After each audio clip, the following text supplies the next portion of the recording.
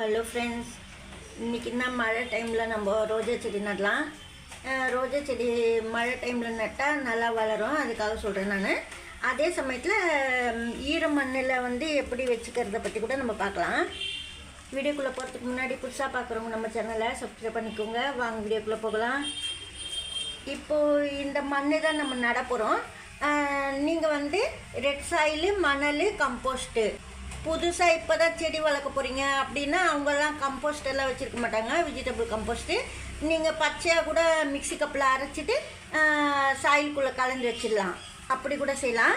எப்படின்னா ஒரு பங்கு மணல், ஒரு பங்கு ரெட் சாயிலு, கொஞ்சமாக இந்த மாதிரி காய்கறி வேஸ்ட்டு நீங்கள் ஒரு பிடி எடுத்து மிக்ஸி கப்பில் அரைச்சிட்டு வாழைப்பழம் தோல் வெஜிடபிள் வேஸ்ட்டில் கொஞ்சம் போடணும், 2-3 போடணும்.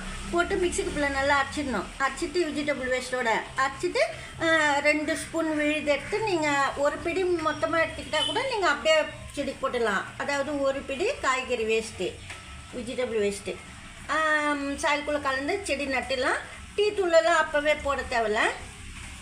பாருங்கள், இது நான் ரொம்ப நாளாக வாங்கி வச்சுருந்தேன் ரெட் ரோஸு. அப்படியே கவர்லேயே இருந்தது. ஆனால் கவர்லேயே நான் லிக்விட் ஃபெர்டிலைசர் ஊற்றிருக்கேன். ஏன்னா கவர்லேயே வச்சுருக்கோம், லேட் ஆகுது அப்படின்னு சொல்லிட்டு, நடுறதுக்கு லேட் ஆகுதுன்னு சொல்லிட்டு இதிலே ஊற்றிட்டேன். ஆனால் இப்போ லைட்டாக தளிர் வந்துருக்கு பாருங்க. இது பாருங்க, லைட்டாக தளிர்லாம் அங்கங்கே வந்திருக்கு. இருந்தாலும் நம்ம ரொம்ப நாள் அப்படியே கவரில் வச்சுருந்தா செடி காஞ்சிடும். அதனால நம்ம நட்டுடணும்.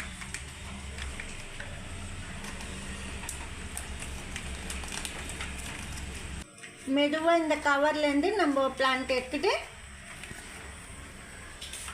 இப்போ மண்ணெல்லாம் நம்ம எப்படி இந்த மண்ணோடவே நடுறதுன்னா, நீங்கள் பாதி மண் அளவுக்கு எடுத்துகிட்டு வேர் தெரியும், அதே போல் சாயிலுக்குள்ளே வச்சிடலாம்.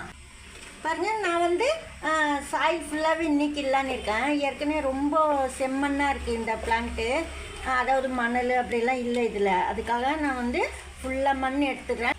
மணல் கலந்த மண்ணாக இருந்ததுன்னா வாங்கும்போது அது நீங்கள் பாதி அளவுக்கு உடச்சிட்டு அப்படியே நட்டுடலாம் பிளான்ட்டு. இது ரொம்ப பாருங்கள், செம்மண் கொல கொலன்னு அப்படியே ஒட்டிக்கிட்டு இருக்கு, அப்புறம் வேர் ஓடாது.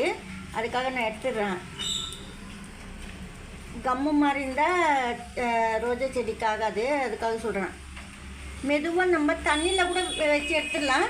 இப்போ ரொம்ப மழை வருது, திருப்பி தண்ணி ஊற்றி அதுக்குள்ளே வச்சு அப்படிலாம் செய்யக்கூடாது. இப்போது மழை டைமில் ரோஜா செடி நடலாம், ஆனால் தண்ணிக்குள்ளே வச்சு எடுக்கக்கூடாது.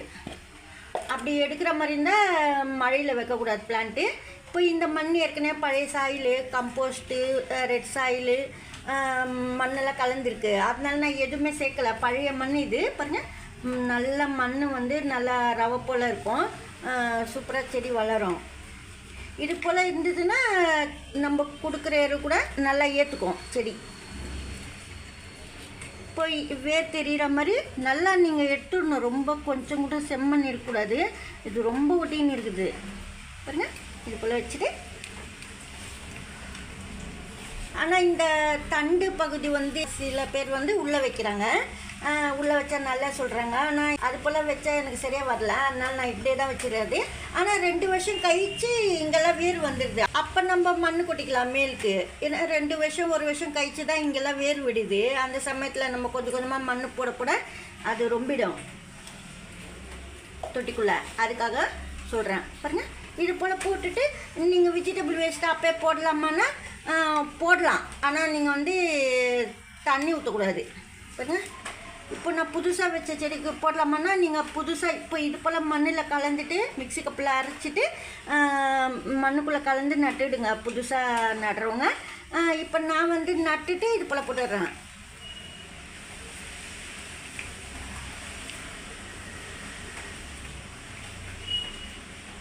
இது போல் போட்டுட்டு சாயில் லைட்டாக கவர் பண்ணிடணும். சும்மா லேசாக மேலுக்கு தூவி வச்ச போதும். நான் இது ரொம்ப ரெட் சாயிலு, அப்புறம் மணல் கலந்த மண்ணாக நான் மேலே போட்டு வச்சுடுவேன். வாங்கின ரோஸ் பிளான்ட்டு 3 டேஸ் கழிச்சு நட்டுடுங்க. லேட் ஆகிடுச்சுன்னா செடி காஞ்சிடும். பாருங்கள், நான் அப்படியே வச்சுருந்தேன், இங்கெல்லாம் காஞ்சிடுச்சு. ஆனால் அப்பப்போ லிக்விட் ஃபெர்டிலைசர் அப்படியே கொடுத்ததுனால கொஞ்சம் அப்படியே பழச்சிருக்கு இந்த பிளான்ட்டு. நம்ம லேட் ஆகுதுன்னா எரு கொஞ்சம் கவரில் கொடுக்கணும். கொஞ்சமாக நல்லா திக்கான இடத்துல பார்த்துட்டு நம்ம கட் பண்ணோம். அப்போ நல்லா பிரான்ச்சஸ் நல்லா திக்காக வரும், அதுக்கு சொல்கிறேன். இந்த எல்லோ கலர் ரோஸ் கூட இது போல் குச்சி அந்த ரோஜா செடி தான். இப்போ பூவே பூத்துச்சு பாருங்கள். நம்ம வாங்கிட்டு நட்டதுக்கப்புறமா பூத்த பூ. இப்போ வந்து பாருங்கள், இந்த வெண்டைக்காயில் தலைப்பகுதி வந்து கொஞ்சமாக இருக்குது. அந்த ஸ்டெம்மு பாருங்கள், லேசாக தண்டு இருக்குது. இது நம்ம நட்டு பார்க்கலான்னு சொல்லிட்டு, ஏன்னா சில டைமில் வெண்டைக்காயெலாம் வச்சு வேர் வருதுன்னு சொல்கிறாங்க. அதனால நம்ம வச்சு பார்ப்போம். இந்த ரோஜாலே வச்சிடலாம்.